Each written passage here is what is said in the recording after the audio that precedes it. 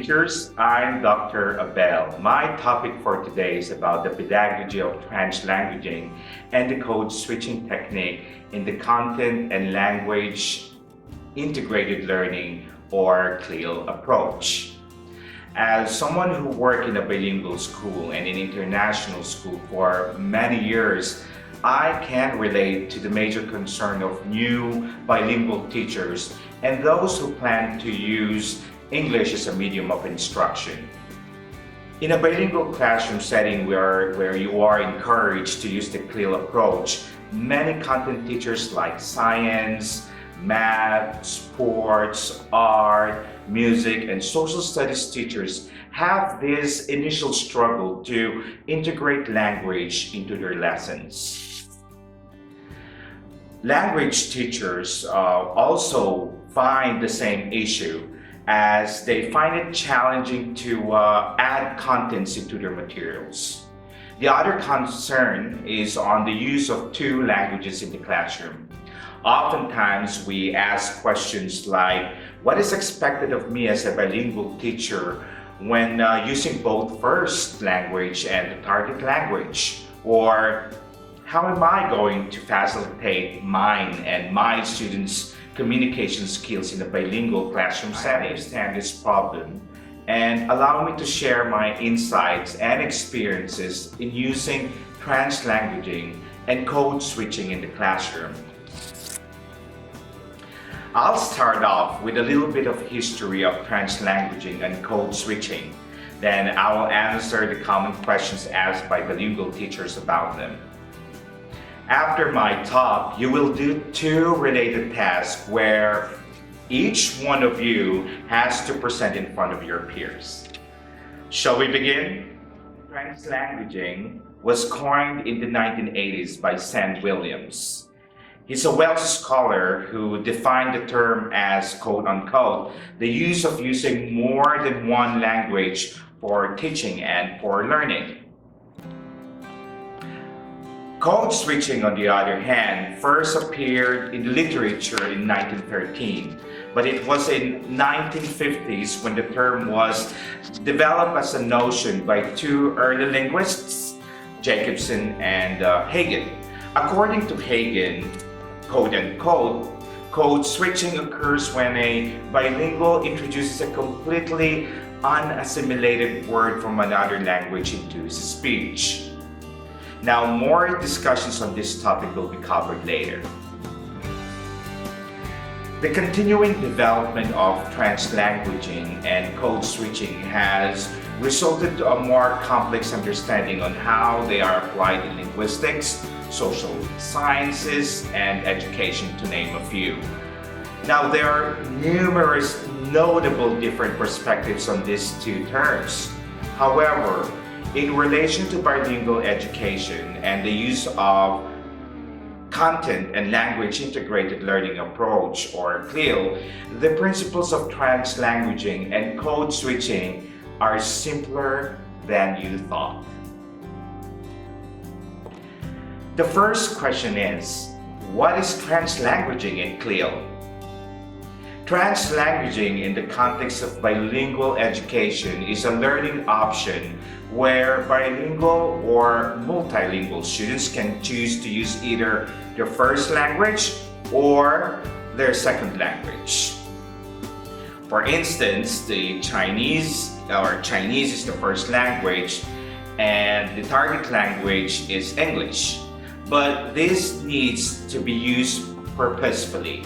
In other words, we think of the learners more than the teachers. Now, what is the major purpose of translanguaging in CLIL? The main purpose of translanguaging in the context of learning is for students to understand the content of your lessons or topics clearly and deeply with the aid of the first language.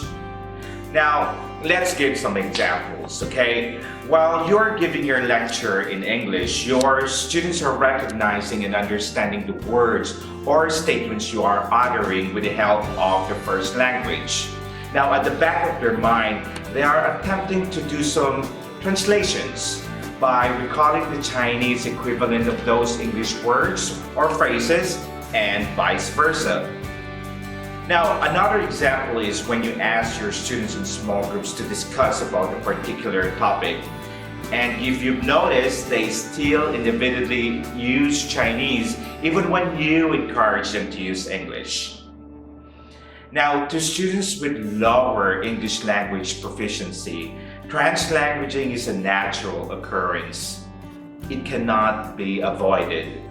Bilingual teachers who are either a content teacher or a language teacher have to recognize the importance of facilitating this norm so that your students can cope up with the difficulties of learning content in the target language. In our case, the target language is obviously English. Now, before I proceed to the next question, let me give you 3 minutes to review what we have already talked about.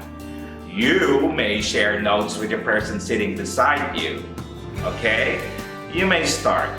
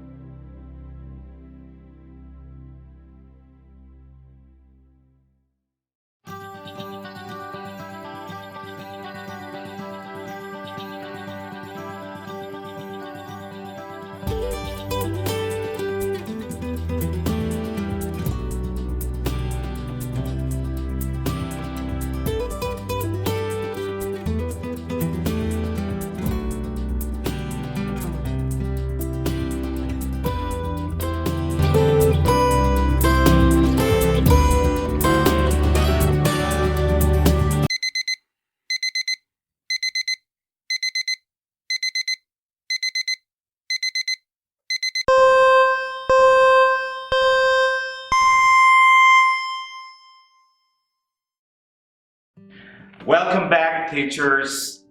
Let's talk about the third question. How is translanguaging applied to your CLIL lesson? There are many ways possible to facilitate translanguaging in your class, but remember, it occurs with minimal pedagogical effort from teachers, which means you don't teach translanguaging. You can only set a context on it or for it, but to be further utilized. Now, what are these contexts that I'm talking about? These contexts are situations where students learn vocabulary, they complete a task, and express their understanding. Whether you are a content or a language teacher, a content teacher or a language teacher, provide your students with a list of selected vocabulary with your Chinese or English translations. Avoid the thought of simply giving them some random words and their translations just so to come up with 10 words in each of their lesson. Now, there are two issues that I wanted to briefly point out. First is the number of vocabulary to be introduced in each lesson. Does it always have to be 5, 10, or 15? Now, before making such a decision, always consider the relevance and difficulty of understanding those words in context. What is the point of introducing 10 words when at the end of your lesson, they aren't really useful in completing a task? Now, certainly, there are many technical words to introduce when you're teaching a content subject. I understand that. But they don't necessarily need to be all introduced at the beginning of your class. Always remember, less is more. So design your learning materials where students can easily access your word bank for easily referencing anytime during your class period.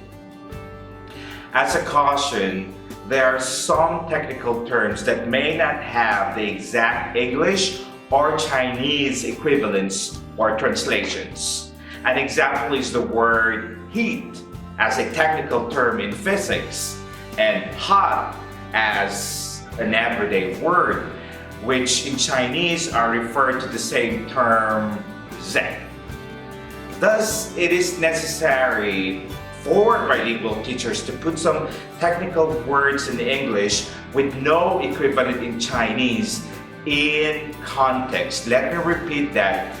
Put them in context. Put them in phrases or complete sentences to avoid students getting confused. The second issue on the pedagogy of vocabulary learning and reinforcement is that introducing some vocabulary and concepts at the beginning of your class is a typical strategy, and there is nothing wrong in doing it. I do that sometimes. All right.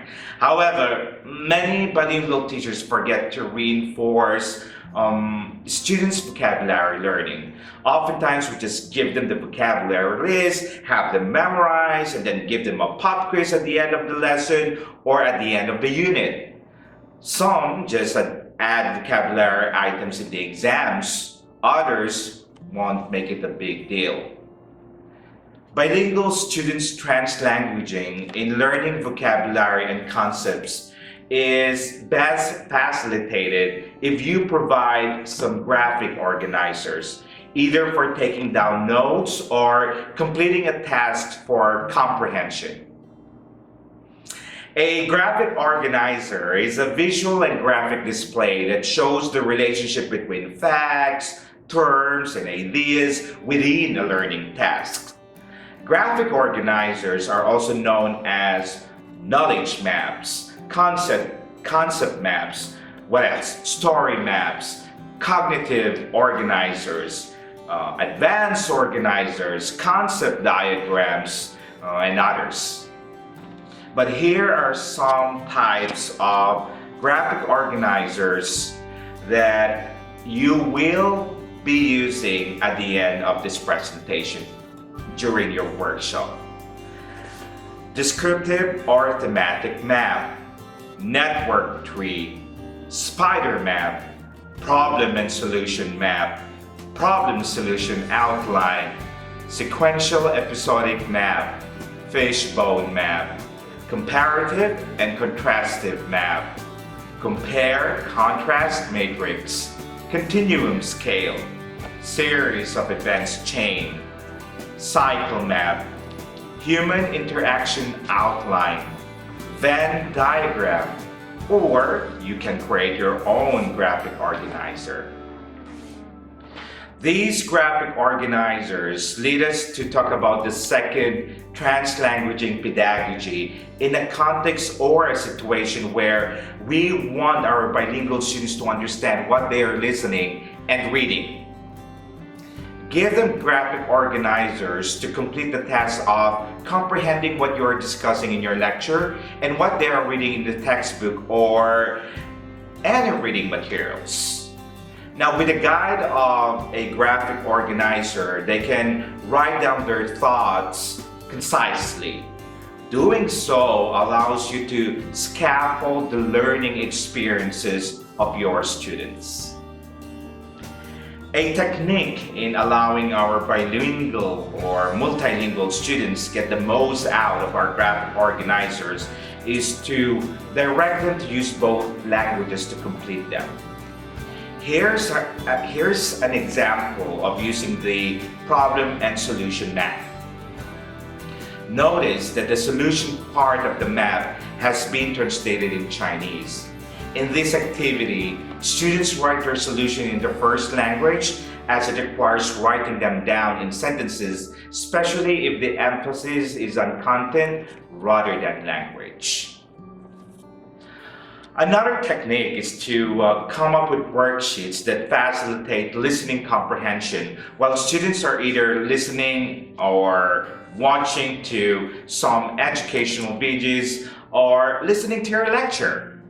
Here's an example of incorporating a fill-in-the-gaps activity with your compare and contrast matrix graphic organizer. Finally, Translanguaging supports the strategy in allowing your students to choose either their first or target language in expressing their understanding about the topic. For me, this is the essence of what translanguaging in the context of CLIL. Translanguaging is a learning option. Now, let me give you an example on using it as a learner's option. Now, I had two students in my reading class, and they read a lot of short stories and novels. As a culminating activity, I required them to do storytelling in front of their classmates. Now, I gave them an option to use either English or Chinese when telling the story. Both chose to use Chinese. But first, they have to write their scripts in English and then Chinese based on the video clip that represents the plot of the stories. I edited the English version first, and then I asked my fellow Taiwanese teacher to check their scripts before the rehearsals. Now, here are some of the video clips of the actual storytelling.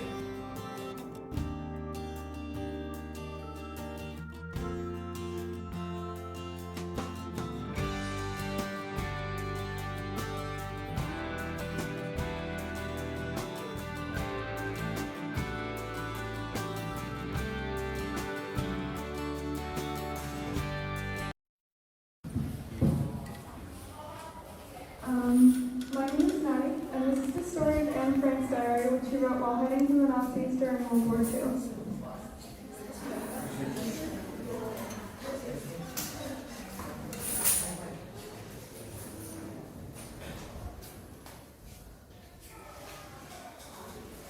这是安妮·法兰克的日记。她出生在1929年6月12号的法兰克福，德国的首都。安妮的家里有4个人，爸爸妈妈、安妮和姐姐。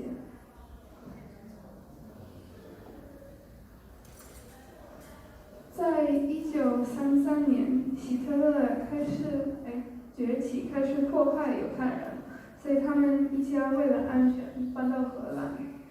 这时，安妮进入蒙特瑟利的幼儿园。You may start. My name is Carrie, and I'm going to talk about the story about an animal home. 这是一个有关于做农场的故事。然后有一天，老少校医生很聪明的提出分享他想反抗人类的愿望。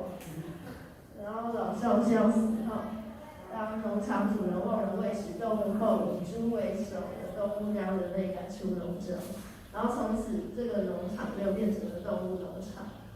然后刚开始农场在雪球跟狼获得2只猪的引导下，动物都过得很好，规则都写在谱上，让动物可以遵守。After the activity, I asked my 2 students how using Chinese over English helped them. One of my students who was learning Chinese told me that her learning of the language was more fruitful. The other student explained to me that it was more comfortable for him to use Chinese, and at the same time, he believed that his classmates would appreciate if the story, he would appreciate the story if it were told in their first language. Now, given the context of this activity, it makes sense to allow the use of the first language despite being an English class. Content teachers can also allow their students to choose which language to use. In the elective class of one of our Taiwanese teachers, he asked the students to submit their notes on how coffee was brewed using a machine. And then the teacher entirely used Chinese during his demonstration, but found that one of his students submitted his notes in English. Now, this is a classic example where translanguaging comes natural to any bilingual or multilingual students. It also proves that some students use the aid of translanguaging to understand the processes, especially those complex ones. Now, before I proceed to my topic on code switching, let me give you 3 minutes to review what we have already talked about. You may share notes with the person sitting beside you, okay? Alright, and your time starts now.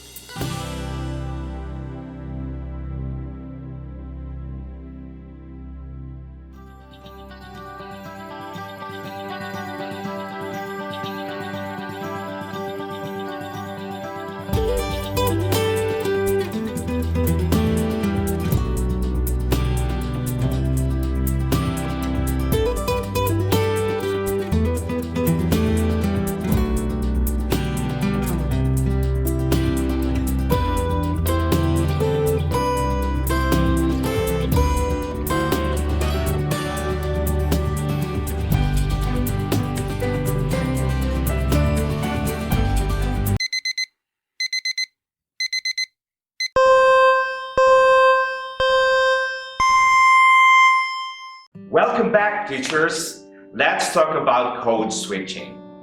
Compared to translanguaging in CLIL, where it concerns the students, code switching in CLIL has something to do with the teachers. The first question is, what is code switching in CLIL? Code switching is a language alternation used in speaking. In CLIL, you use the target language first, which is English, and the second language, or the first language, next, say in Chinese. But we avoid mixing two languages in one statement, except when you are emphasizing a term.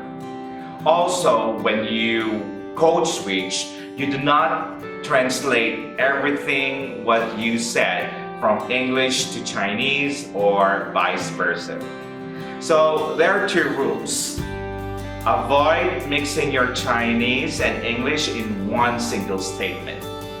Use English first and then Chinese, or the other way around. And never ever translate everything what you said. The second question is, what is the use of code switching in CLIL? A lot of you, especially language teachers, have already used this technique in your classes. In a bilingual class, it is a necessary communication skill to explain a more exact meaning, or reiterate a point, or facilitate effective communication and capture attention.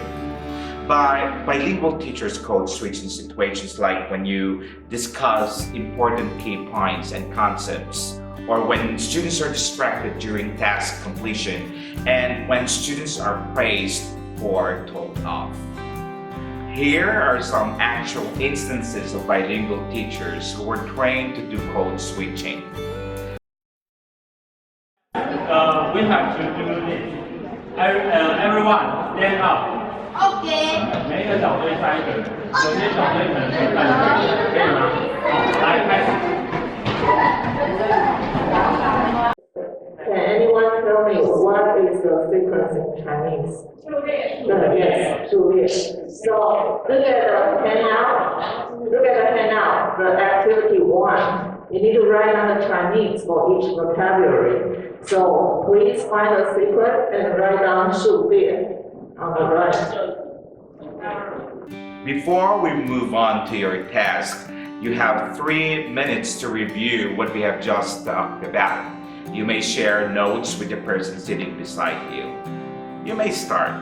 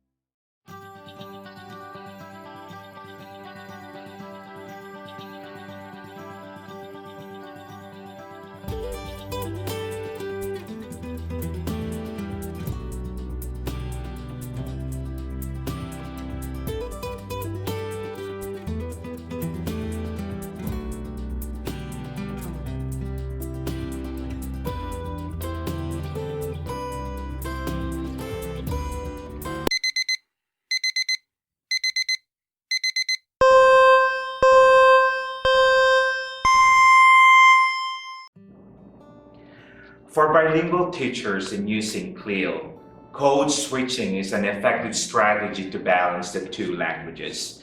And the reason why I included this topic is to let you know that it's perfectly all right to code switch. And I hope that this is well communicated to your supervisors so it won't be an issue. Compared to a monolingual class where English is used as the medium of instruction, and in case where the foreign teacher has zero proficiency in the first language of his students, the expectation is different.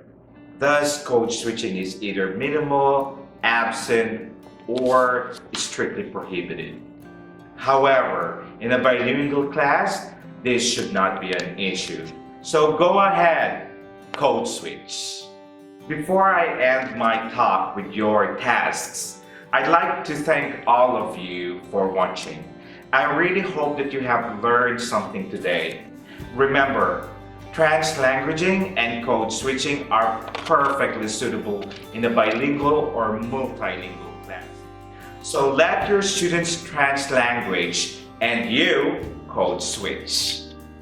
Now, are you ready to do your tasks? For today's workshop, there are two activities that you need to do. First, each one of you has to design or create a graphic organizer suitable for your future lesson that allows your students to use translanguaging to complete it. That is, using both languages, English and Chinese. You may choose one of the graphic organizers that have been identified, or you may make a new one. An example is provided. Second, you will present your graphic organizers and the directions on how students will complete them using the code switching technique. Remember the do's and don'ts of code switching. Now, I am giving you 20 minutes to create your graphic organizers and practice your code switching. For your presentation, each of you is given 2 to 3 minutes only. You may start now.